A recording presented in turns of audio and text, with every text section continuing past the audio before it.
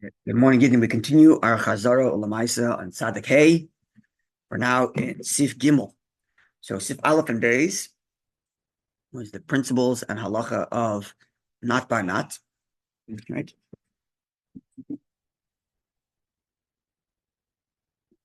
So we're calling not by not in English second degree flavor. That is, right. There is no substance of either meat or milk present, because if that's the case, the halacha changes. You're no longer dealing with tam ki'ikr. You're no longer dealing with the flavor representing the actual item, but the ikr is there. The item is there. It's be'en. You can actually identify the milk or meat. So that's not what we're dealing with here. We're dealing with strictly flavor, no actual substance. But it's been 2 degrees. It went from meat into pot, and then from pot into food, part of a food. And then the question becomes, can this part of a food then be eaten with milk? And that was the discussion we had last week, the machlokes, the Amlan Mechaber, whether it was cooked in the pot, whether it was grilled in the pot, or just sat in the pot, and all the rest of that. Now, what comes today is, the main subject of the next half of the simon, is the question of washing dishes in shared water. It's an offshoot of nat bar nat, because here too, assuming there's no substance of either milk or meat, it's also a question of second degree flavor. You have one dish that has meat, and then from there it goes to the water, and then from there it goes into the next dish that has milk. So it's a nat bar nat question. And that's going to be the discussion we have now, the various different ways of cleaning dishes, milk and meat, conversely, or together, or one after the other, or at the same time. Are they soaking in water? Is there soap there? And all the rest of that will be discussed in the following halachas. Primarily in halacha gimel. Washing dishes, but we're talking about washing dishes that have no remnant of the food on it. Correct. Which is interesting. An interesting way to wash dishes. Why? If you have So that's a good question. Yeah. In other words, you scraped off. Okay, so why the dishes have no food? You scraped everything off and threw it in the garbage. Now you want to rinse it off. As is the way. But there's residue. Okay. That will get nullified by the soap. That's already got. Okay, so we'll have to get into that. Yeah. So the soap's going to become a thing, and we'll discuss all that. Most of that's going to come in Gimel, a little bit in Dalet as well, with respect to the soap, for example, is going to come in Dalet. And then there's going to be other offshoot halachas and Hevav Zion that we're going to go through rather quickly. But the main thing is going to be Gimel and then Dalet. So let's begin. So all this will come up, yeah. Gimel, yeah? With me? Yeah, 95, right? 95, Sure. 3. Ka'eder shel basar, plates of meat plates. Shahudachu, that have been washed. Be'yoyder chaleves. Sorry? No.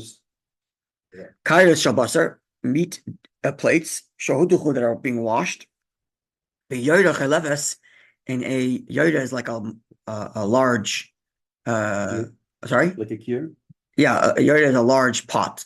It's not a pot for cooking. It's more like a pot for, they would use it for washing. Even bigger. Good morning. Even bigger than that. It used to be like a yoder was like a big. They used to use it for like the word yoder is used in the Mishnah to describe, for example, the pot in which they would boil, coloring,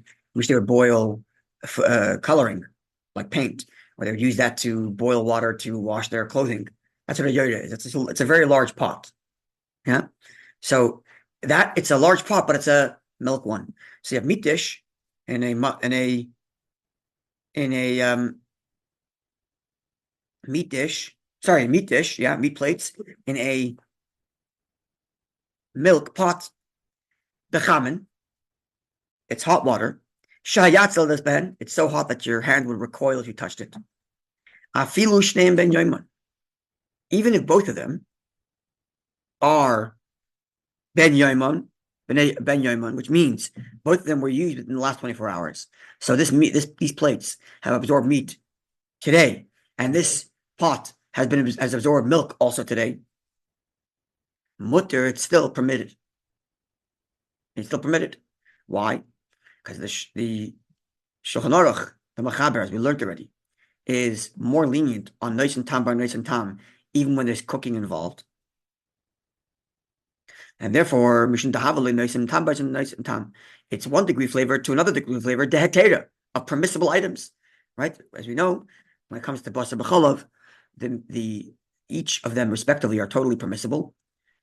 It's only their mixture that they're forbidden, and therefore not applies. That's why the second degree flavor applies, because at no point is it actual forbidden until it interacts with the other. And by the time it interacts with the other, it's so weak. So here too, you have either way, you have the milk pot into the water, and then from the water into the dish, the other way around. The meat dish into the water, and then into the milk pot. And because it's second degree, he says the mechaber it's permissible even though it's hot. Because it's the degree of klisheni. No, because it's not barnat. Because it's second degree flavor, right? Not because of how hot the water is. That klisheni is a question of how hot the water is. Mm-hmm. Here, it's a question of the distance between the mixture of milk and meat. The distance is separated by 2 degrees. Right? And therefore, this is only going to be applied when the person can say bodily, I'm absolutely certain. There was no residue left. To your points earlier about washing dishes with no residue. So I suppose that in this case would be very rare, because there's got to be some residue of milk and meat in this case. Yeah. When you're washing dishes, there's going to be some residue. Even if you're throwing, you're right. Dirty. Even if you're clearing it. Even if you're. But these are clean dishes. Yeah. So even if you're washing clean dishes. If you're washing, if your grandmother's Hungarian and she's washing clean dishes for you. Not kidding. I have Hungarian blood. I'm making a joke. It's okay. We know about cleaning the house before you got the joke. Good. Cleaning lady comes, right? That's what Prepared for the cleaning lady. Clean the house, make sure the cleaning lady, you're not going to be embarrassed. Absolutely, you got to clean the house before the cleaning lady. Dirty. I mean, we've got to clean first. So do we all have Hungarian blood? Is that what's happening here? Yeah, okay. Moroccan blood. Is that the same thing? These are clean dishes that are being washed. Yeah. So if there's good point. So if there's any substance. So the person has to say, I'm absolutely certain there's no substance left. If you do have substance of meat attached to these plates, so then you have to then have the water has to be 60 times the amount of whatever residue, and thus nullifies the meat flavor, and therefore by the time it makes it to the milk the milk pot, it's already been nullified by the 60 times in the water. Now that's not uncommon. That's not uncommon, because if you scrape your plates off into the garbage, and then you soak it because you want to get the residue off, and your pot, your milk pot, your milk pot in which you're cooking in which you're cleaning is big enough, then it could be 60 times the ratio of the residue. It doesn't have to be 60 to the ratio of the entire plate. It's just 60 times to the residue. Right. How much residue is there? I have a question. Right? So the water can nullify it. That's not so uncommon. Okay, so this is the Shulchan Aruch. Let's do Mechaber now. Yeah. I just had a practical question. In the olden days, they didn't have running water, so they had to fill up a vat. So these questions are much more common. Right. Nowadays, you have running water. We're going to get there. It's going to be It's covered. coming. It's going to come. Yes, it's going to come. All these things are going to come. And then the same thing with the dishwashers today. We're going to get into. Standing water. Yes, this is still If water. you have a big Correct. pot, you fill it up with Correct. soap and you It's soak still the water. dishes It's before. still water where they were cleaning over. There's no soap. They were actually cleaning over the stove. They're putting this yoda, this huge big pot on the stove, and they're cleaning everything on top of that. They're cleaning their clothes there. They're cleaning their dishes there. They're cleaning everything there. Right. All right. So now, so that's the Rama. That's the Shulchan Aruch. The DIshwasher says that Rama, there are those who forbid it. Afilush ain't shuman davok, even if there is no residue left. Right. So then why is it forbidden? It's not barnat seemingly. You have meat flavor. So if there's no residue on the meat plate, it's just flavor. What is he disagreeing with? I don't understand. If Mechaber said that if the plate has no residue, Right.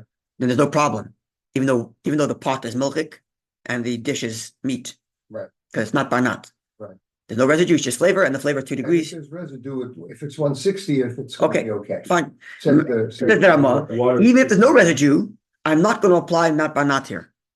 That's what Rama is saying. Even if the meat plate has no residue, it's still forbidden to wash it in a pot of a dairy pot, even though there's no substance of milk and there's no substance of meat, no residue. It's just flavor.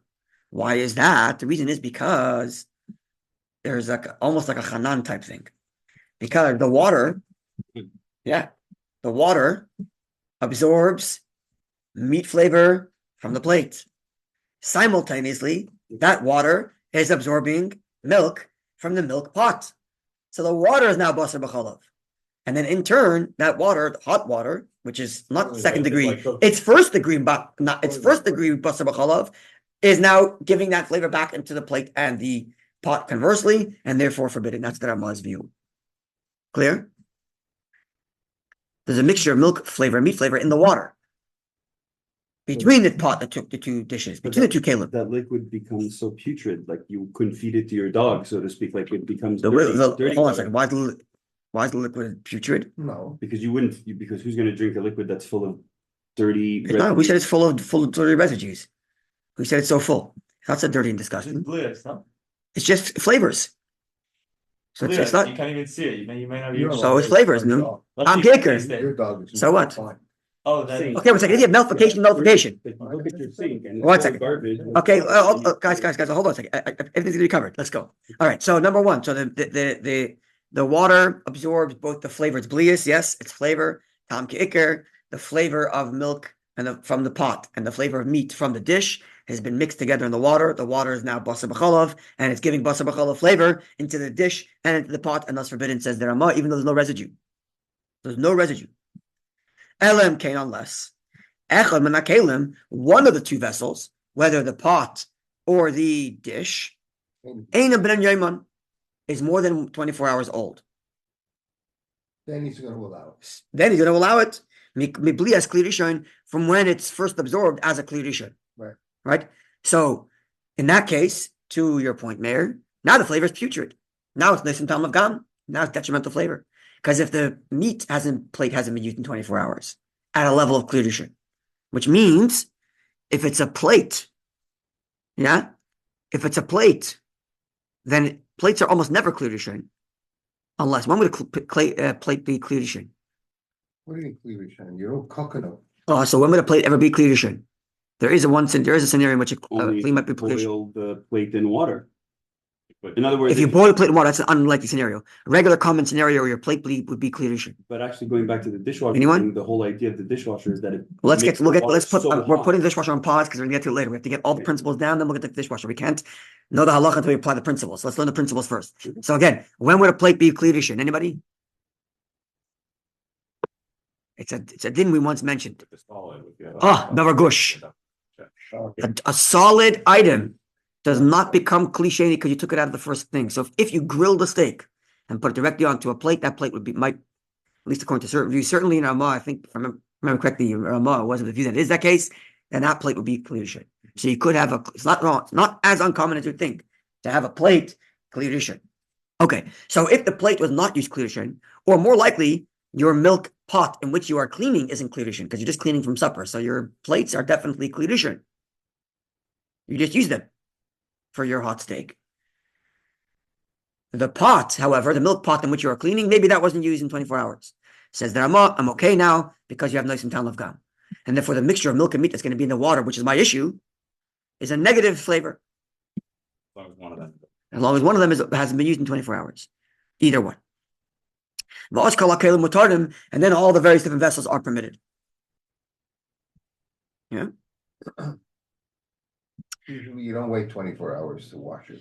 That's what I was saying. So the meat plates themselves wouldn't be 24 hours later, right? But the pot in which you are cooking, okay, the pot in which you are cleaning, it's not so outlandish that it wasn't used in 24 hours. Except Shabbos. Shabbos is the only time you would wait to wash your dishes. Shabbos, yeah. Okay, now continues the Ramah. This water, even though the flavor it absorbed was nice and tam of gam, right? If the water is, even though the water is nice and tam of gam, even though the flavor of milk and meat mixture in the water is nice and tam of gam, is a detrimental flavor because one of the flavors it absorbed is 24 hours old.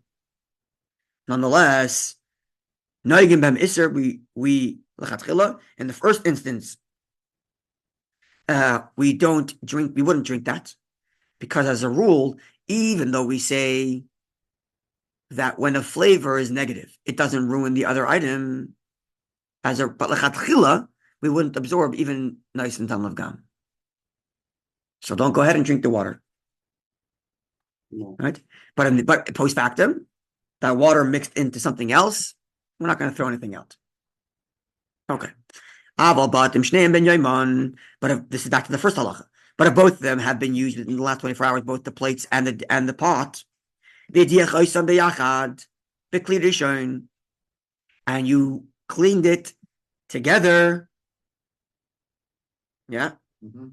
you clean them together In a kli rishon, in a first keli. So now we're adding extra different. Sorry, a kodesh. hakol also everything is forbidden.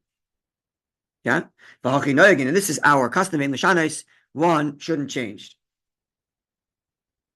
Now here we're adding actually another detail, which is like this.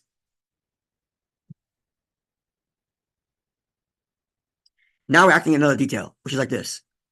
Considering that the Ramah is concerned with the water that's washing, absorbing both fresh meat and milk flavor and becoming basa b'chalav.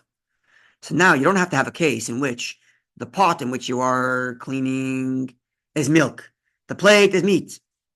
You could even make it simpler. The pot in which you are cleaning is parva. But now you're washing in that boiling hot water both milk dish and meat dish simultaneously.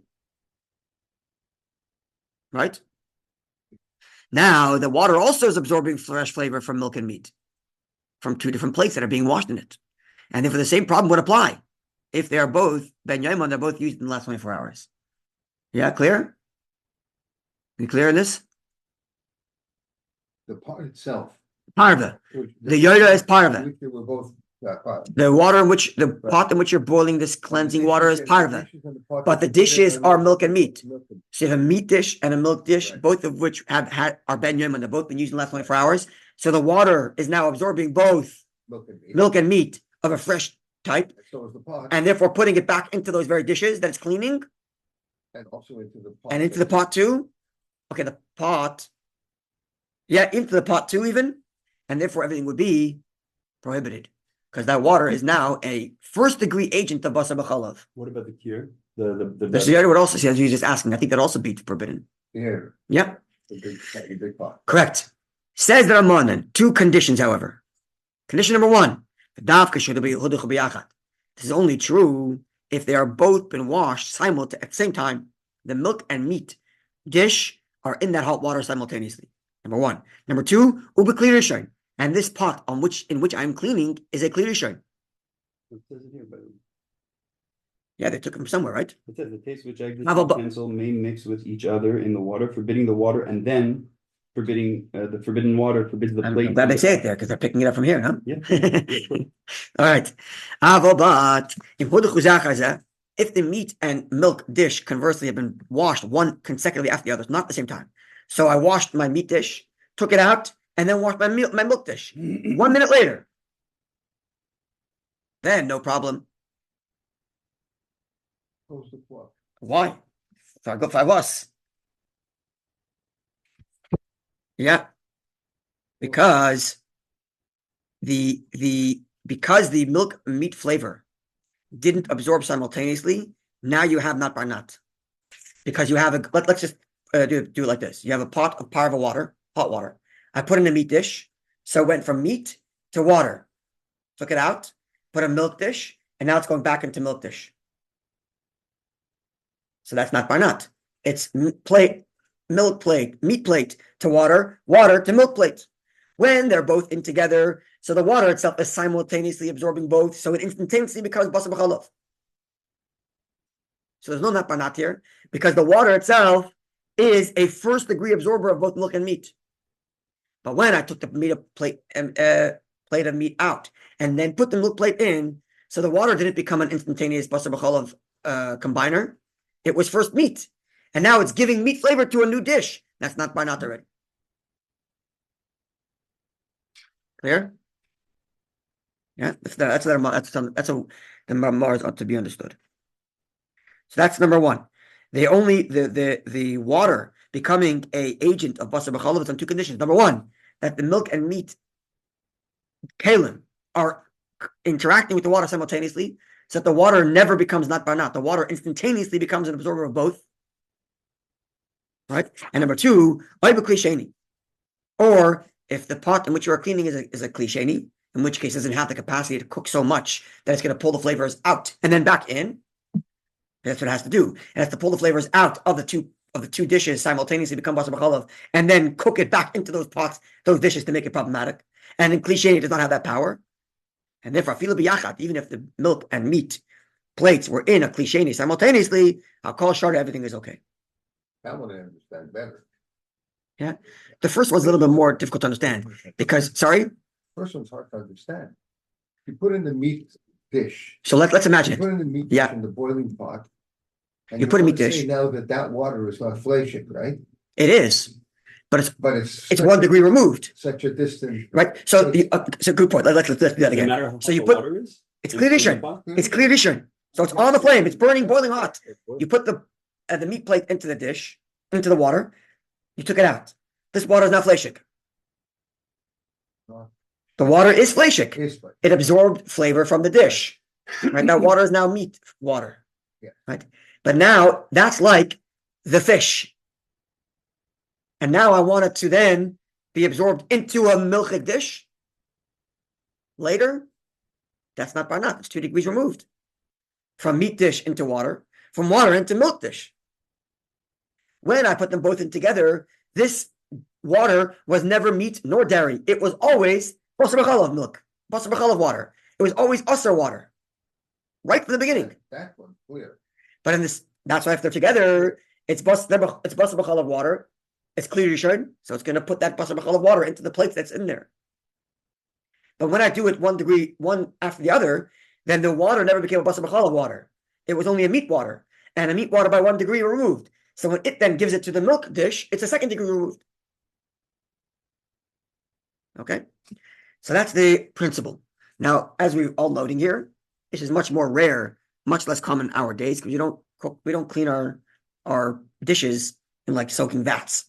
There are some. That's probably the right word for a yoda, a vat. Yeah. So we don't cook clean our stuff. The next thing is going to come closer to our halacha. Let's see. Now, if either mikli rishon, you poured hot water out of a kli rishon, shel basar, it's a meat kli rishon. I'm pouring water out. Al kli chalav onto a milk dish. So dinoy kli rishon. The law is it's a kli rishon. Under what condition? Anybody? When would this stream be considered a kli rishon when I'm pouring? Continuous. If it's continuous, uninterrupted. So if I'm pouring from hot water from a meat dish onto a milk vessel, unbroken stream, so it's kli rishon, v'oiser, and therefore it would forbid the dish im hu haya ben yoimai, if both the dishes have been used in the last 24 hours. How deeply would it forbid the dish? What's the halacha of irei kli rishon? How deeply would it forbid the dish below? Deeply forbid. How deeply forbidden? How deeply does the flavor of irei protrude? Good thought. Only the klipa, only a surface layer, right? So it's taka kli rishon, but it's We're talking about a cleat. so because it's a keli, you have to kosherize the whole thing. Right. But technically, it's only a. So in theory, if it was a wood dish, for example, you can shave it off if you wanted to. Let's just say, yeah, okay. Aval but im mayim roitchen. If you poured out hot water, she'enot shel basar v'lo shel chalav. It's a part of a pot that you're pouring hot water out of. That would be your faucet. You're part of a faucet. Right. And boiling hot water is coming out of it. Al kalim shel basar v'shel chalav yachat. And it is pouring onto both part of milk dishes, dairy dishes, and meat dishes. So this is your running water. This is your running water. Afilu shuman davok behem. Even if there's residue on those plates. Hakal shari, everything is fine. Because what are you asking now to happen? When you have a meat pot pouring onto a milk pot, all you're doing is you're asking the water, you're asking this unbroken stream to transfer flavor from its host, the original pot that you poured out of, onto the new host, the pot that it's now going onto. Okay, but now you're asking part of the hot water to extract flavor from one dish and then transfer it to the other dish and then back to that dish. That's too much to ask. When it was the fleshik hot water in a continuous stream. Stream, if it's a place you got water, And it was not by that. it wasn't that barnat then. And then, right? It's clear addition. It's a unbroken stream of heat, of cooking agency from a fleshik to a milchik. But when you're pouring parif onto both milk and meat, milk and meat dishes, you're asking this stream to extract from both, absorb from both, and then reintegrate to both. Way too much to ask. of course, because it's running. It's running. So it says the ain clear mamish pouring out of a first vessel, this hot part of a source, is not such a clear sheyasa that it should create that the vessels upon which he's pouring should absorb one from the other. That's too much to ask of the water.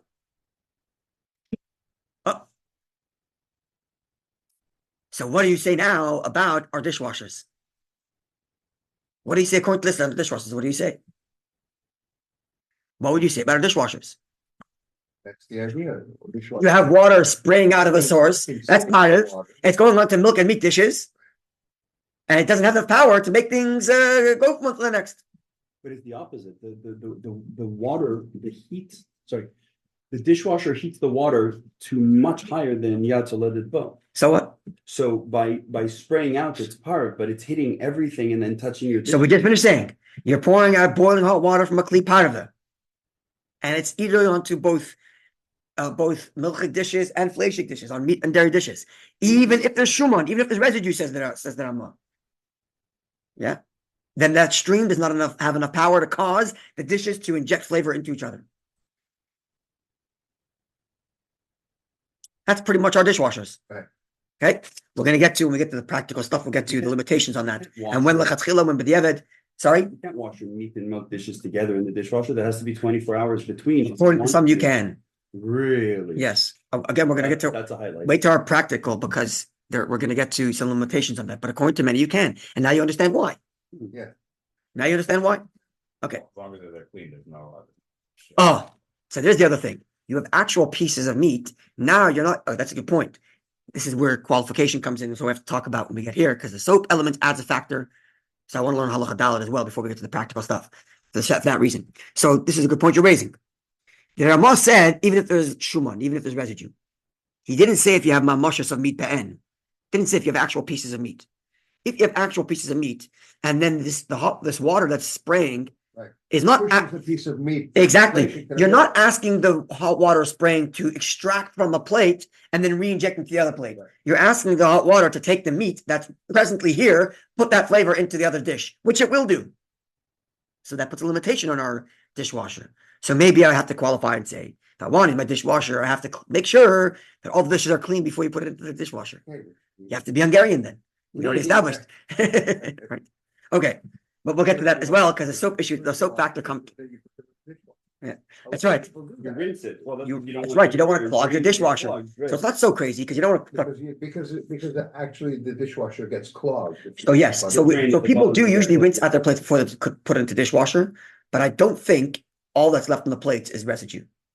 There's often, especially if you have lots of meatballs, you'll have little pieces left over of ground meat, not just the residue of it. So you have to be careful with that. But nonetheless, we'll see there's another factor which comes into play, which is the soap factor. Let's get into that as well. Let's get into that. Okay, but let's finish the Ramah first on Gimel. The im nimtza, another halacha. Im nimtza karach. This always happens all the time. Rabbi, I found my milchik spoon in my fleshik drawer. What happens now? Im nimtza karach leves ben kli basar. You find your meat, your dairy dish, your dairy plate amongst your meat plates in the meat cabinet. Loy chashinan. We are not concerned that they have been cleaned together in such a fashion that would make them prohibited, right? Because as we're learning already, to have a situation in which meat and dairy dishes were cooked together in such a fashion that would make it usher is difficult, unless you have a vat in which you clean both dishes, and even then the Ramah says it's not so common. That you both at the same time that they both be doing. Certainly when we do our case where you have iroi in most cases. So to have a situation where your dish was cleaned with the other dish in such a fashion that makes it usher is far-fetched enough that when you find a dish in the wrong drawer, you don't throw it out. You don't assume that it was done incorrectly. And B'chlav is a principle. We don't assume things were done incorrectly. We assume things were done correctly. So just because you found a dish in your wrong drawer, says that everything is fine. Relax, it's okay. And this question comes all the time. I found my plate. I found my milk spoon in my fleshik drawer. What should I do, Rabbi?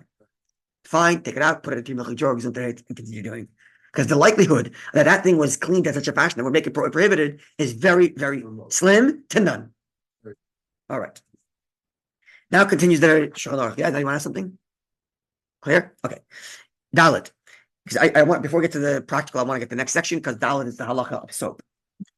Yeirah li. It seems to me, says the Shulchan Aruch, it's interesting phrasing. Yeirah li. Doesn't always say that. Just a second. I'm Yeah. just going back now to the Mechaber in Gimel. Yes, he's even more He lenient. allowed much more, he was much more lenient Correct. than the Ramah. What's Correct. his logic? Now that we understand the Ramah, I'm not sure I understand the logic of it. You're saying the Mechaber doesn't accept this notion that the water instantaneously becomes basar b'chalav. For him, the water is an agent that transfers from one dish to the other, and therefore it's not barnat. Because it's from dish to water to So he dish says you could put two dishes in the boiling water, right? at the same time, as long as there's no substance, as long as there's no residue. As long as there's no residue. You can put both milk and fleshik dishes in hot water simultaneously, and he would say it's not barnat. It's back to his logic in the original not barnat, where he says even if your pot was cooked in a fleshik pot, you can have it with milk. Right? It's the same kind of logic whereas the Ramah says no, the cooking agency becomes its own thing. That's already a first degree. Right? Okay. So it's kind of consistent. Okay, Dalit. Says the Mechaber, Yeirah li, it seems to me, which again is that Sifim, when the Mechaber tells us halachas, it doesn't begin by saying Yeirah li, it seems to me. Which means the Mechaber itself is acknowledging that this is his original thinking. Right? Not that he's quoting from somewhere else. Yeirah li, it seems to me. For those who learn Rambam every day, you'll see this quite a bit in Rambam. Yeirah li. My opinion, seems to me. Shem nos nu eifer b'mayim chamin shebeyoyra. If you put cleaning agent in hot water in the hot water of the vat, the cleaning agent back then, as we know, was. We're going to get to our modern cleaning agencies in a moment. Now, and you put that cleaning agency, you put that ash before you put the dishes. Mhm. Now, even though you have substance still stuck to one of the dishes, mutter, it's permitted. The idea offered is of gam, because it's through the ash that it becomes a detrimental flavor. So it's important that the ash is in there before, because you want that the flavor that's absorbed in the water be right away nice and a negative flavor. Because if it's not right away negative flavor, right, then it can become an agent to transfer substance, not flavor, from one to the other, and it's no longer nice and not barnat. Because not barnat is only one is flavor. Why if you put in the ash afterwards, even though before it was not nice and tamlish? Because then it ruined it. Remember the Shulchan Aruch case. The Shulchan Aruch case is not where you had two dishes at once. The Shulchan Aruch case is where you had a milk pot and a meat dish. So if you put the ash after, then before the ash was there, the shuman, the residue of the meat pot, made it already spoiled and went to the milk pot. But because you put ash first, by the time as soon as it touches anything, it's already ruined. Okay, so why is it so controversial? Why is saying Yeirah li? Why is saying it seems to me? Yeah, why? The reason is, and I think it's in the Shach, you'll have it. No, the Shach Taz expands it to other soaps. But the Shach, I think, disagrees. Was it the Shach? I don't remember if it's the Shach. Anyway, there are those who disagree in the following fashion. And this is where the controversy is. Nice and Tam of Gam, as we know it so far, from what was Mesimin that discussed Nice and Tam of Gam, was Tzadik Gimel. Right? Tzadik Gimel, we learned Nice and Tam of Gam, where the 24-hour Nice and Tam of Gam, the detrimental flavor of leaving the flavor behind for 24 hours is because the flavor itself got spoiled. Here, the Mechaber is saying that an external agency can render your flavor negative, not just in and of itself. And others would argue, if I can scientifically in a lab separate the ash from the meat, my meat's going to remain fine. It's not going to be spoiled. Because it inherently is not spoiled. There's some external factor causing it to be spoiled. And who says an external agency can undermine the flavor that I have to the point that I'm not going to absorb in something else? Or another way of putting that is, if the nice and tam of gam is because the tam is no longer faithful to the ikr, I'm sorry, but in this case, the tam is faithful to the ikr. There's just an external flavor preventing it. But the tam itself is remaining faithful to the ikr. Whereas the Mechaber is saying, no, in my view, if the flavor absorbed in the next pot is detrimental, I don't care how it became detrimental. And Taka, there are those that say that this whole business with soap is not enough to make something nice and done of gam. However, You need the messless to pass by. you need the messless to pass by to make it nice and done. The what? The what? You need it 24 hours. Oh, However, the silence of the Ramah would mean the Ramah agrees. If the Ramah disagreed, we'd have a Haggah here where the Haggah says, I'm sorry, you just made that up. No source. I don't like this. It doesn't say that. So therefore, this is pretty much the standard accepted halacha, even though some are stringent. But what's important here is this detail that the soap has to come in before the substance, not that it has key. Okay, now let's get to the practical stuff. All right.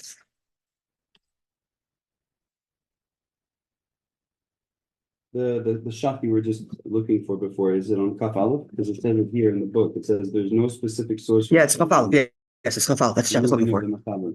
Yeah. It's here in the book. Yeah. Okay. So now we put the soap in the dishwasher before we shot. Yeah. So we'll get to dishwasher in a second. I want to get to that right now. Okay, so first of all, let's just stick with the basic halachas, right? We learned that there are Ramahs of the view that the water itself becomes basar b'chalav because it absorbed from both milk and meat. Yeah, so it becomes basar b'chalav. That is only going to happen. We already know, number one, the water is clear rishon. Number two, both the milk and meat vessels are there simultaneously. And number three, which the Ramah did not mention, but becomes obvious, is if there's in the water, there's 60 to the ratio of the milk and the meat from both plates, it would also be okay. That should be obvious as well. Right?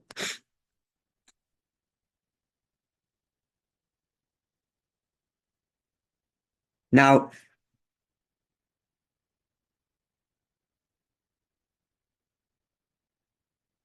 we're going to leave this alone because we're going to get to that in the next siman. Take the clip, but we did that already. Yeah, unbroken stream, we did that.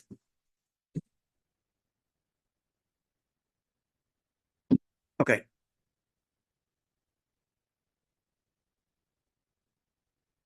So, as you mentioned, the Ramah says that when you're pouring hot water onto both meat dishes and milk dishes, even if there's residue, no transference of flavor. We also noted that there are those who are stringent, or there's strong room to be stringent here when it's not a question of substance, when it's not a question of just residue, but actual pieces of meat or milk, right? Now, there are even those who take it farther than the Ramah and say that even with residue itself, it's enough to cause transference, right? Which would mean our dishwashers are in trouble, right? So therefore, because of that, there are those who are taka stringent, unless you have 60 to the ratio and you have 24 hours, or you have 24 hours. Right? Now, this is... But 1 second. Hold on a second. I'm not sorry? But you have soap also, I mean. Oh, we'll get to that soap in a second. We'll get to soap in a second. But now we have no soap yet. You're going to be doubly stringent on. We'll get to the soap in a second, right? So we're piling on the stringencies, right? So let's now atlas. Even those who are stringent against the Ramah and say that the stream has enough to cause transference of flavor, even if it's clean, or even if there's just a little bit of, even if there's just residue. That's only if the stream is simultaneously attached to both dishes. If it isn't sorry? What does that mean? In other words, you have part of the hot water being poured onto milk and meat. Yeah. If it splashes from meat to the milk, it's not going to cause transference, because even when remember, when we were pouring the hot water out of a fleshik dish onto a milk pot, we had to have an uninterrupted stream. So now you're pouring from a part of the source, my faucet, Right. onto milk and meat. I also have to have an uninterrupted stream. But if There has to be an uninterrupted stream from the source onto the milk and to the meat pot, all in one unbroken stream. Otherwise, certainly no transfer is happening, even according to the ones that are stringent. Correct? Following or no? I'm just curious to ask a question, being that the stream, the source of the stream is the heat of a Kli Rishon? Yes. So then You how, have a pot of a clear rishon right? being poured onto a meat dish and a milk dish At the same time. at the same time. Ramos said it's fine. We just learned that there's some more stringent and say that does transfer flavor. That's only going to happen if the stream is completely uninterrupted from a clear rishon going through both dishes. Okay, but what happens to the Like actual? one dish is on top of the other And both dishes are touching each other. and the touching. Yes. I see. My So que- just as but- easy, one on top of the other wouldn't be. Correct. But if it fell into one, if it fell into correct, Water came down on the flake, and then after. and touched both, and it went to the milk. and touched both, right. But if it came onto one and then rolled off to the other, it'd be fine. Even those. that are Because stringent the say water that goes to the that- next dish is a klisheni. The water is already klisheni. So it has to be an uninterrupted stream, which again, even though those That's are why more it has to be stringent, touching. which is why, even though exactly which is why they have to be touching. So even those that are stringent against the Ramah is also becomes unlikely now. So now our dishwashers are back in the grace. Right. Right? Because So we separate all the dishes. the dishes are separated. Put them in a Just tray. to assume that there's an uninterrupted stream touching everything at once is unlikely. Yeah. How does that render the actual part of Kli that you were pouring out of? Because we learned in one of the first. That would go upward and ruin your part of a thing. Oh, good question. I don't know. Okay. Very good question. Yeah, good question. I would, you know That's what? why I asked you if it's I'm going to Kli imagine. Rishon. I'm going to imagine that if you're of the view, I'm going out on a limb here, but if you're of the view, which we are, that pouring from a meat clear rishon uninterrupted onto a milk thing, It goes up and cancels. it actually no, that Ramah only referred to the dish below that it gets kadei klipa. We learned earlier in the Ramah that stream going upward is only when the bottom one is of a liquid nature. Remember that? What we learned was that Remember that? if you And have he said for certainly b'diavad, we had the case of the lamp, right? What did he say? Right. He said that b'diavad, the thing on top is fine. Remember that? So that would probably be the same thing here. Especially since it's a dish below, it's not an actual substance, actual treifus below. No food. Certainly not, right? But good question. thing, the whole Good salt question. shaker thing, the whole idea. That's a of, steam issue, where steam's coming Yeah, from below, it's ruining it. steam. This is not steam coming from below. This is the water coming from on top. I know. And tata gava, right? So the bottom one cools off the top rather than the top heating up the bottom, which is why the bottom one only gets us kadei klipa, only gets the surface layer. To say that then that dish causes the flavor to go upstream into the thing, hard Well, to see that's that. why we were Unless careful the with low is very the hot. Water urn on Shabbos, right? Sorry, We're careful. that's with because of the steam. Yeah, but That's because the steam goes coming to from no. The water urn we're concerned with on Shabbos is because you don't want the steam from the cholent ruining your water urn. That's from below, steam coming up from food. Here it's a dish. There's no steam coming up from that dish upward, Mhm. right? So I don't know. So I don't know.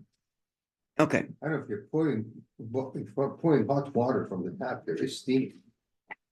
There is steam. yes, but not there's no steam coming from your milchik below or from your treifus below here, right? Okay, let's continue. No, it's not coming from, the steam's coming from the hot water, it's coming out of the sauce. Right, exactly. Yeah. Okay, so now that all of this obviously is only when both Kalim are ben Yomai, obviously.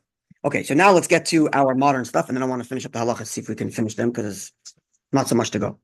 So number one, the question of having a singular sink for both milk and meat.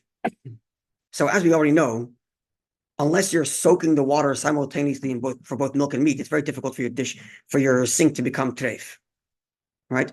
So to say it's forbidden to have a singular sink for milk and meat, can't say that. Under what grounds are we making it forbidden? Right? It's not like a pot that's a milk pot, and we're telling you like you can clean fleshik dishes, and not what we're doing. It's a sink where the water drains out. But nonetheless, it's obviously better to have separation, only because of you don't want to run into questions of like I left it overnight and I left my dishes overnight soaking, let's just say left them overnight, soaking one night. Now the sink absorbed, or didn't rinse out the sink properly after I finished washing the meat thing, and there's a little bit of meat left there, and now I'm washing the milk, right? Even though it's very difficult to come to a point where there's transference of flavor, obviously it's best not to. But at least now we see. So 1 second, Yeah. you said if we left it for 24 hours, it would be like pickling, right? Correct. Not Then it would be- flavor 24 hours is detrimental. Substance 24-hour causes absorption. Right? The pickling is only substance, not flavor. Flavor gets ruined in 24 hours, but pickling gets absorbed in 24 hours. Yeah. Okay. So because of the problems that could come up, obviously it's better to have 2 dishes. But people who get I heard this before I read this, because people ask this question, but he mentioned the same thing, which is people ask me if they have like especially newlyweds or single bachram, and they're getting an apartment, and the apartment often has 1 sink. What should you do? It's a very simple solution. The sink's not kosher. So your sink is treif, and why do I care if my sink is treif? You don't. Who cares, right? There's no problem if your sink is treif. You're not eating off your sink, Right. and you're not cooking in your sink. So not really a major problem. So what do? This is a very simple solution. Let's say you make the actual the best case scenario is you have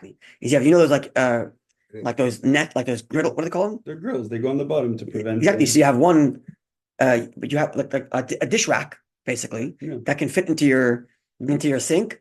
1 for milk, 1 for meat, and then any problems that might even maybe come up is definitely disappearing. Even though to begin with, or shissel, it's unlikely that any issues are going to come up to begin with. So to say it's usher again, you cannot say that.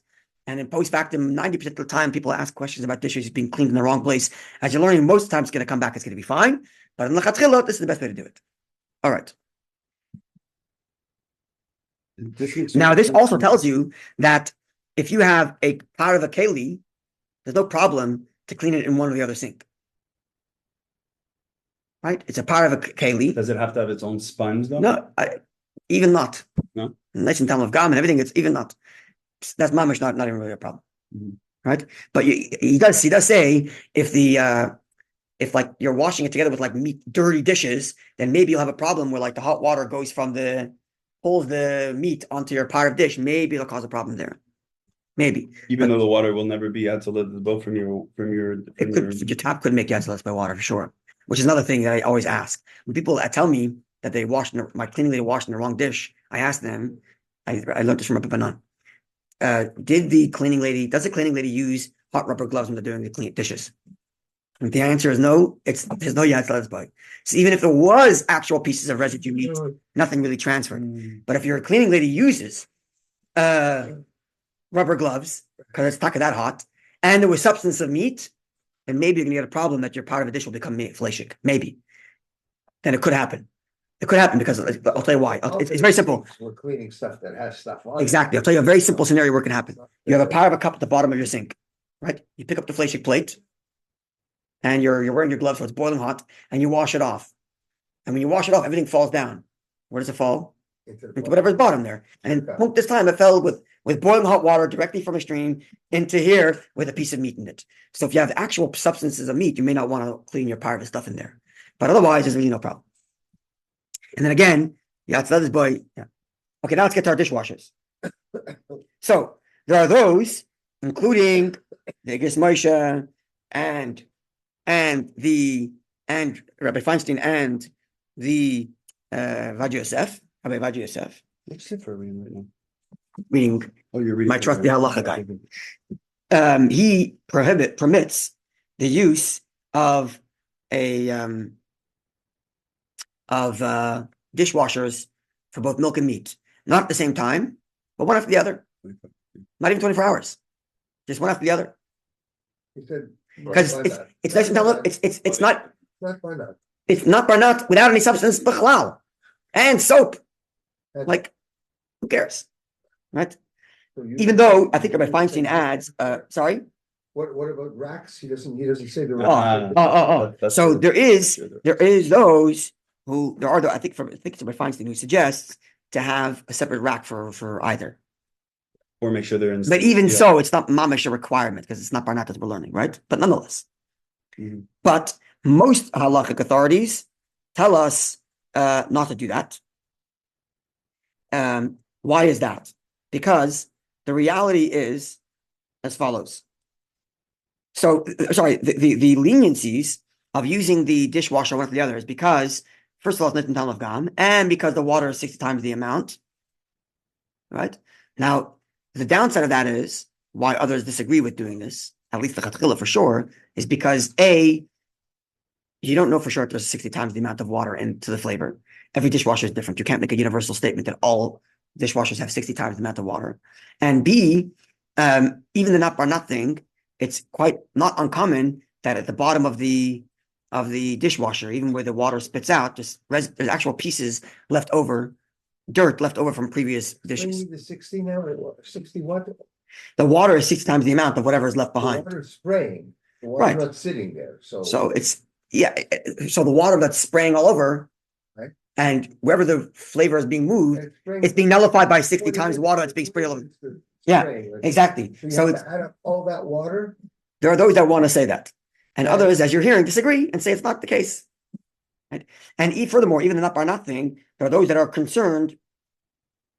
There are those that are concerned that that there's still substance left behind in your dishwasher. In which case, it's not by not anymore, because not by not is only when the flavor, not when the substance. But if the dishwasher ever retains, and apparently this is the case, at least used to be the case, then the bottom of the dishwasher or near the spigots, whatever, there's actual pieces left over from the previous clean, then it's no longer not by not, it's actual substance. all you have to do is take out the filter and you. And can you'll see exactly. what's there. So it's no longer exactly. So it's no longer not by not. You would have to have nothing in the filter. That's right. So it's no longer not by not. But the soap doesn't nullify all of So the. Rabbi Avad Yosef says soap is there, nullifies. We don't care.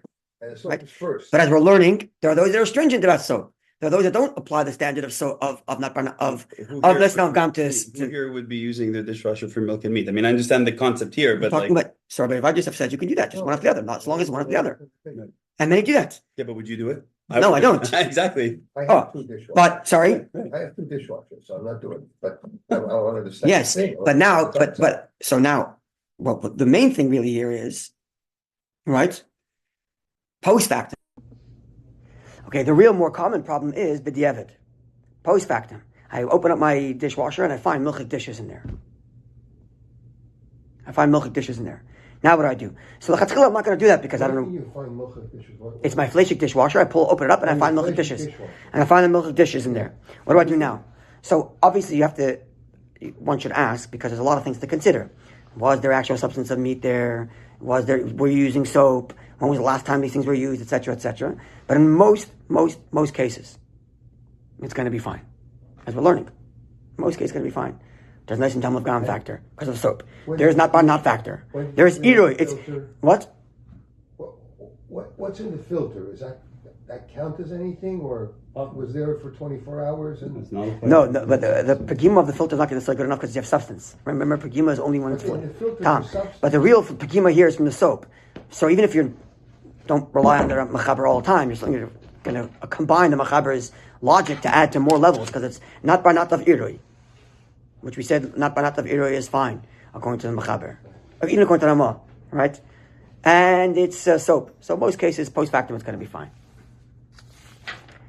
Now, in terms of kosherizing your dishwasher, so he says here, you just have to clean it out, wait 24 hours, and then turn it on while it's empty on run an empty cycle. So that's what he writes here. I heard from Rabbi Banon when I asked this question about. He told me to run one empty cycle with soap, and then one empty cycle without soap. He told me to do extra layer. I just don't know what to do. Okay, now let's finish. Like the kosher dishwasher? Yeah. When it comes to Pesach, we're stringent. We don't do that. Pesach for sure. Pesach, we don't. Even though in theory, why not? Because we don't. Because we have stringencies that we take upon ourselves on Pesach. Yeah. If a crumb of bread falls in the Sorry? If a crumb of bread falls in the Yeah. dish. from the Also, soap, because on Pesach we are stringent even when it's not Ben Yoimoi. We're stringent even nice and Tal of Gam. So We're just very stringent. yeah, we're stringent on Pesach. Okay, let's finish up Hey, Vav, and Zion. And You can invent your own. The Rambam says you can do as much whatever you want. There's no time. okay, let's go ahead. Ein manichin kli sheish beit kutach. One should not leave a dish in which you have kutach. Kutach, we mentioned before, is this dairy-based spread. Eitzel klishesh b'melach. You shouldn't put it near a vessel that has your salt in it, because sorry, Salt is like no, because we're worried that you're going to double dip, basically, right? You're some of the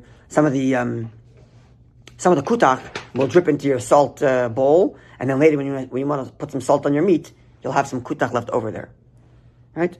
What's the definition of kutach? Sorry. Kutach is a milk-based spread, Spread. like dip, like a butter. Oh. It's an ancient Talmudic time butter. Okay. So the idea would be you put the bread in the spread and then you put it in the. No, if you're like if it's right near each other, when you take with your knife and you scoop off some kutach, a little bit will drip into the salt. You don't notice, and next time you're going to sprinkle salt on your meat, it's going to be a problem. Right. Okay. But you can keep it near a bowl of vinegar, even though maybe you're going to lose the vinegar later for meat, because even if a little bit of kutach falls in there, because the vinegar is liquidy, it gets nullified in there. From the vinegar? Because it's liquid. And liquid will spread out equally and nullify in there. If it's salt, the little bit of kutach that falls in there is not getting nullified. It's gonna be nullified. Because it's actually solids.